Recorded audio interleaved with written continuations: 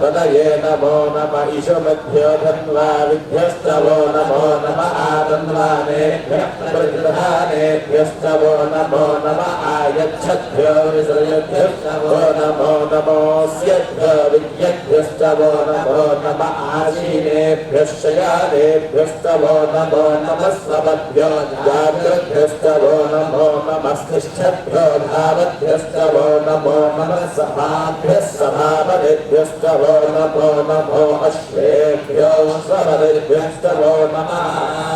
नमः आप्याभिनीभ्यो विविध्यन्तेभ्यस्तवो नमो नमः उगणाभ्यस्त्रगोहदेभ्यस्तवो नमो नमः गृत्सेभ्यो गृत्सपदेभ्यस्तवो नमो नमो व्रातेभ्यो व्रातपदेभ्यस्तवो नमो नमो गणेभ्यो गणपतिभ्यस्तवो नमो नमो विरोवेभ्यो विश्वरोवेभ्यस्तवो नमो नमः महद्भ्यः सल्लकेभ्यस्तवो नमो नमो रथेभ्यो रथेभ्यस्तवो नमो नमो रथेभ्यो रथवरेभ्यस्तवो नमो नमः सेनाभ्यस्तेनानिभ्यस्तवो नमो नमः क्षत्रुभ्यः सङ्ग्रहेभ्यो नमः मृगयभ्यश्वनेभ्यस्तवो नमो नमः श्वाभ्यश्वरेभ्यस्तवो नमः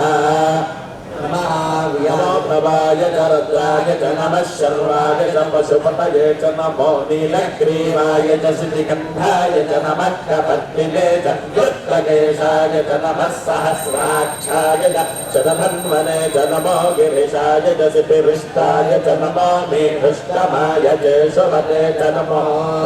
ह्रस्वाय च वामनाय च नमो बृहदे च वैशेयसे च नमो वृद्धाय च संवृद्धने च नमो अग्र्याय च प्रथमाय च नमः आशवे चाधिराय च नमः शीघ्रियाय च शीघ्राय च नमः ऊर्ण्याय चावस्वन्याय च नमः स्वरदस्याय च द्वीत्याय च